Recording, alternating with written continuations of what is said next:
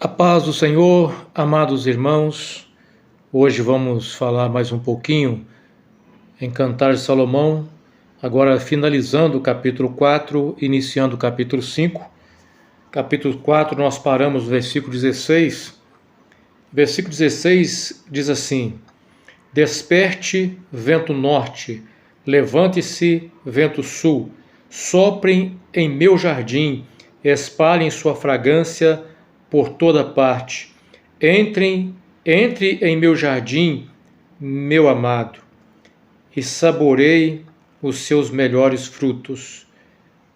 Corrigindo, entre em seu jardim, não meu jardim, entre em seu jardim, meu amado, e saboreie seus melhores frutos. Capítulo 5 já é uma fala agora do amado. Em resposta a esse pedido da amada, ele começa a dizer assim no capítulo 5: Entrei em meu jardim, minha amiga, minha noiva, recolhi mirra com minhas especiarias, comi meu favo de mel, bebi meu vinho com leite, comam e bebam, amado e amada, sim, bebam de seu amor quanto puderem. Até aí vamos parar para nós fazermos aqui uma breve reflexão do que nós podemos tirar aqui de lição para a nossa vida, para a vida da igreja, para a edificação. Que o Espírito de Deus possa nos auxiliar como tem sido feito, para que essas palavras elas possam alcançar o nosso coração e resultar na nossa vida espiritual num renovo, como todos nós precisamos a cada momento na presença do Senhor. Já tenho dito sempre, e quem ainda não acompanhou os vídeos anteriores, o Cantar de Salomão é um livro poético, mas é um livro poético que relata o amor entre o noivo e a noiva. Portanto, você tem aqui a centralidade no amor, nesse relacionamento amoroso, e o noivo apontando para Cristo, uma alusão a Cristo, e a noiva uma alusão à Igreja de Cristo. Partindo desse pressuposto, dessa compreensão, nós devemos fazer a nossa leitura sempre buscando a centralidade em Cristo Jesus e o amor do relacionamento entre a igreja e o Senhor Jesus. Na fala da amada, portanto, aqui nós devemos entender como a fala da igreja ao seu amado.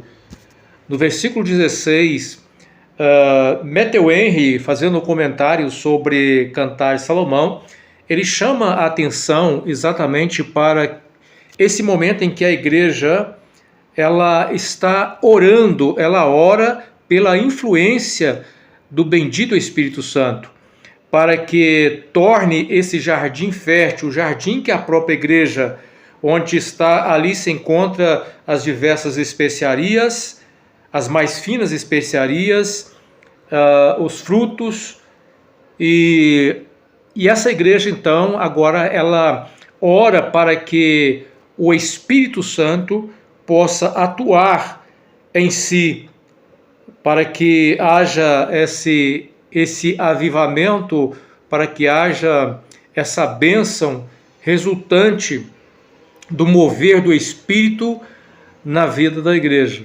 Portanto, Matthew Henry, ele vê essa expressão do Espírito Santo na própria figura do vento, o vento que vem e sopra, que é o desejo da amada, que o vento venha e sopra, para que a fragrância que está presente devido às especiarias e aos frutos possam ser exaladas e espalhar por toda parte. Assim, a igreja anseia para que o Espírito Santo opere essa obra como um vento que sopra. E nesse sentido, Matthew Henry vai dizer que a igreja convida a Cristo. E convida a Cristo para que ele tenha a honra de todos os produtos do jardim. Não podemos esquecer que tudo aquilo que nós produzimos de bom é resultado da graça de Deus. Não há mérito algum em nós, todo mérito vem de Cristo, vem da obra de Cristo, vem da graça de Deus. Portanto, Ele é aquele que é o dono do jardim e Ele é aquele que deve saborear e receber toda a honra dos próprios frutos ou dos próprios produtos que se encontram no jardim. E aqui Matthew Henry chama-nos atenção para que procuremos nos manter apartados do mundo como um jardim fechado, porque é assim que a igreja é, um jardim fechado. E assim que deve ser a vida de cada cristão, entender que ele foi separado do mundo, ele foi santificado, ele foi consagrado em meio a tantas pessoas para viver para Cristo. E, portanto, deve-se o cristão buscar, procurar, manter apartado do mundo como um jardim fechado, evitando assim a conformidade com esse mundo, evitando assim as contaminações, evitando tomar uma forma que o mundo dita. Não podemos esquecer de Paulo escrevendo aos Romanos no capítulo 12, como ele chama a igreja para que a igreja possa oferecer a Cristo um culto racional, não conformando com esse mundo, ou seja, não tomando a forma do mundo. A grande tristeza hoje é nós olharmos para a igreja de Cristo e ver quanto o mundo tem influenciado muitos cristãos nessa última hora, quando deveria ser exatamente o contrário, porque os cristãos, a igreja de Cristo, ela existe nesse mundo para testemunhar do poder de Cristo, para ser luz no meio das trevas, para ser sal sal da terra. Mas quantos cristãos estão, na verdade, andando na contramão dessas coisas? Está na hora da igreja entender e ser despertada para aquilo que ela existe, a quem ela pertence de fato. Ela pertence ao Senhor e toda a sua vida deve ser para o Senhor e todos os seus passos, todos os seus movimentos devem ser para adorar e agradar o seu amado. Quando nós falamos de vento como figura aqui do Espírito Santo, não podemos esquecer de que a Bíblia registra alguns momentos em que o vento aparece exatamente no momento que o Espírito Santo também está atuando.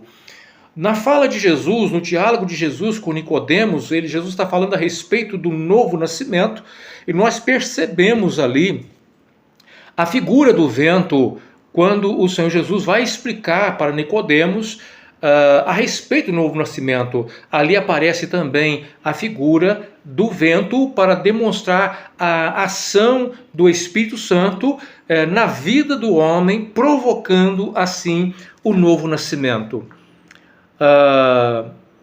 Também na criação do homem, quando o homem é criado, nós vemos um Deus que assopra, ele assopra no homem criado, para que o homem possa receber ali, pelo seu sopro, a vida. Aqui nós vemos exatamente esse clamor da igreja: soprem ventos, venha vento, soprem no meu jardim. A ideia da igreja que clama para que o Espírito Santo venha e sopre no seu jardim, ou na sua própria vida. Cristo também, em determinado momento, logo após a ressurreição, ele encontra com seus discípulos atemorizados, eles estão fechados num local com medo, e de repente Cristo se apresenta ali junto com seus discípulos. E Cristo então está levando paz para os seus discípulos, talvez muitas das vezes, talvez não muitas das vezes, o que a igreja mais precisa experimentar é o momento da paz. A paz traz segurança, somente a manifestação da presença de Deus e de Cristo é capaz de revelar ao coração da sua igreja a segurança, e a segurança pela presença de Cristo traz paz ao coração da igreja. Cristo se apresenta ali e diz: paz seja convosco. E também ele vai dizer assim, ele assopra sobre os seus discípulos e fala: recebei o Espírito Santo. ou seja, a ação do Espírito Santo naquele momento para levar a paz que os discípulos necessitavam naquele momento tão crucial.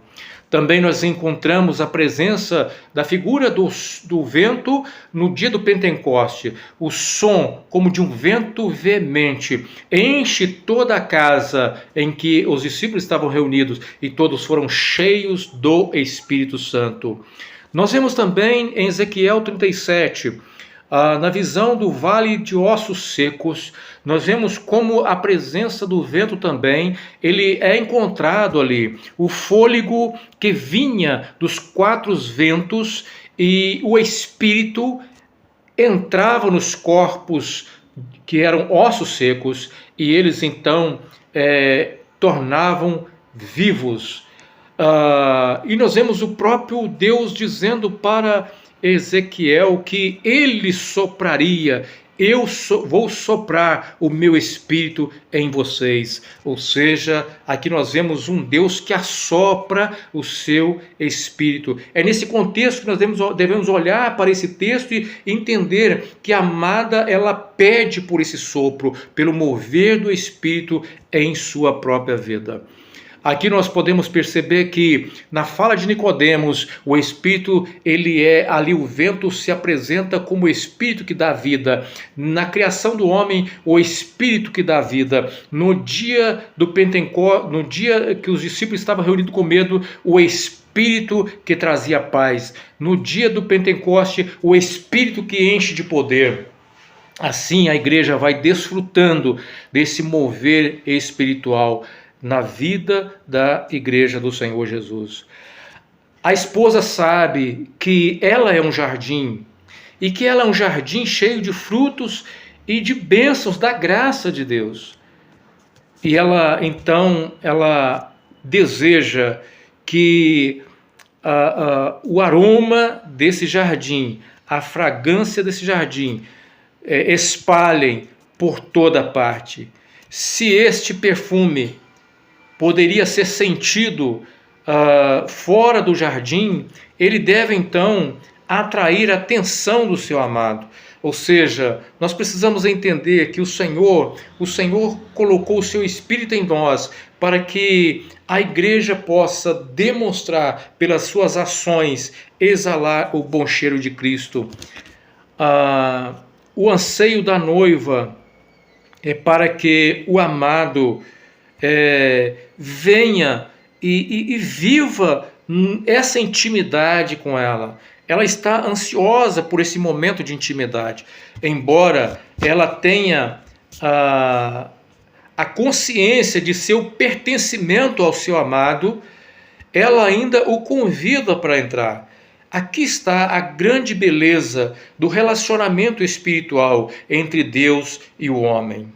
No relacionamento espiritual entre Deus e o homem, o Senhor propõe um relacionamento onde há liberdade. E onde há liberdade, deve haver respeito. Não podemos confundir liberdade com libertinagem. Há muitos cristãos nessa hora confundindo liberdade com libertinagem. Há muitos cristãos nessa hora confundindo a graça de Deus como que fosse direito e autoridade para o cristão viver na prática da sua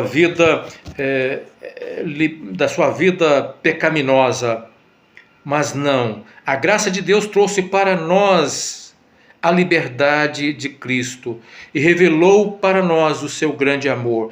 E o Senhor requer que haja entre o cristão e Cristo um relacionamento de liberdade e de respeito.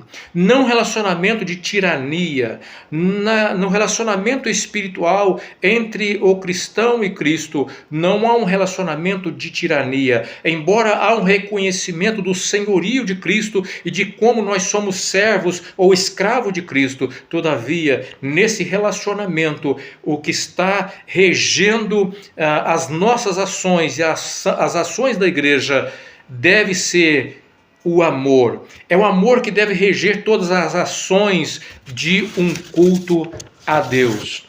O respeito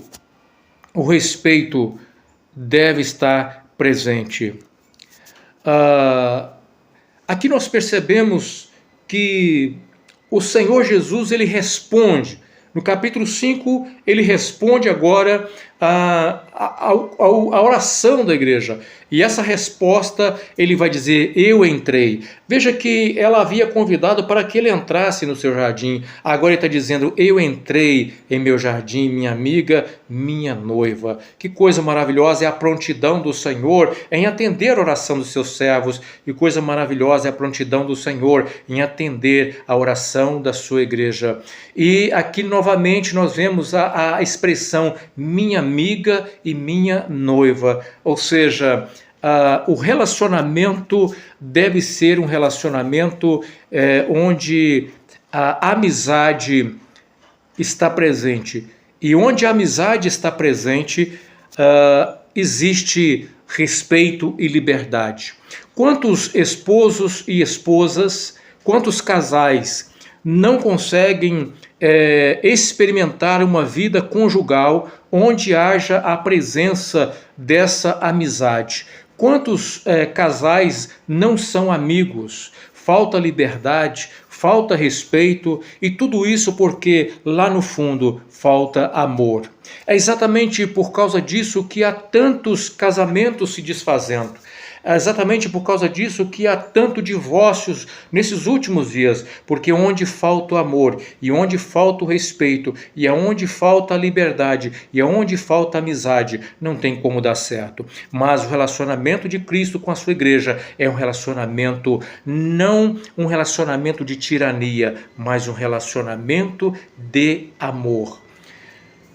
E aqui nós vemos ele dizendo, eu recolhi a minha mirra com as minhas especiarias, comi meu favo de mel, bebi meu vinho com leite. Nós vemos aqui que o amado ele vem e ele saboreia nesse relacionamento, ele pode contemplar toda a beleza da ação de tudo aquilo que ele fez para que a sua amada pudesse oferecer para ele tudo aquilo que lhe agrada. Agora ele pode sim receber toda a sua adoração, todo o seu louvor, toda a sua gratidão, a gratidão que a igreja oferece, tudo que a igreja oferece para ele, que é obra proveniente dele mesmo. Tudo de bom que a igreja oferece para Cristo vem do seu próprio trabalho. E ele pode se alegrar pelo resultado do seu grande esforço, do seu grande sacrifício, da mirra, do preço, do sofrimento, de tudo aquilo que ele sofreu para que a igreja pudesse agora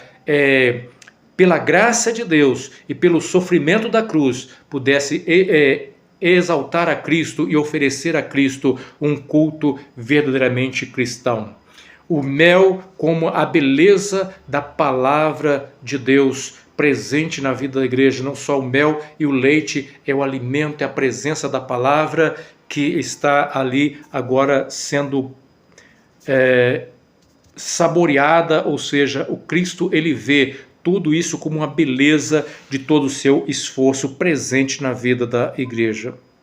O seu louvor aponta para a cruz, o seu louvor aponta para a palavra de Deus, o seu louvor aponta para o alimento da alma, o seu louvor aponta para a glória de Cristo. E aqui nós vemos já no finalzinho do versículo de número 1, as mulheres de Jerusalém agora num coro, elas começam a cantar, comam e bebam, amado e amada. Comam e bebam. Sim, bebam de seu amor, quanto puderem. Veja bem que o Senhor quer que a igreja ela esteja cheia, ela aproveite o máximo daquilo que é a intimidade.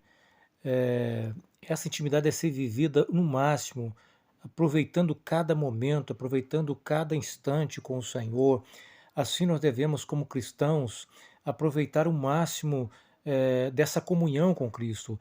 Devemos aproveitar os momentos que nós temos para estarmos juntos, cultuarmos ao Senhor juntos. Vivemos um momento em que muitas pessoas estão desprezando o ato de estar junto, em comunhão com os irmãos, cultuando junto, quando na verdade a igreja do Senhor, ela existe para desfrutar dessa unidade, dessa comunhão, desse momento de prestar juntos um culto de adoração ao Senhor. É verdade que muitos que se reúnem, muitas das vezes, reúnem com interesses estranhos aquilo que é a devoção, mas o cristão deve ter a consciência daquilo que é o verdadeiro culto e o que o Senhor espere de nós. Possamos aproveitar cada momento, evangelizar enquanto nós temos oportunidade de evangelizar, fazer e cumprir o nosso ID, a nossa comissão, orar a cada momento que temos oportunidade. Quantos cristãos estão em países difíceis, países de perseguições intensas ao cristianismo, e não tem a liberdade que nós temos no Brasil, e quantos nós estamos deixando passar a oportunidade que nós temos de aproveitar o máximo para vivermos a comunhão uns com os outros, a comunhão com o Senhor, vivermos como igreja unidos, voltados, dedicados para o Senhor, voltados-se para o Senhor a cada momento, com o nosso coração totalmente entregue ao Senhor, sem deixar com que as coisas dessa vida, desse mundo, venham atrapalhar esse momento tão importante, tão significante para a igreja, que é o momento de intimidade com o seu Senhor. Haverá momento que muitos de nós não teremos mais essa liberdade que nós temos aqui, mas enquanto temos, vamos aproveitar o máximo, vamos aproveitar esse momento para buscar e sentir essa comunhão com Cristo, em nome de Jesus.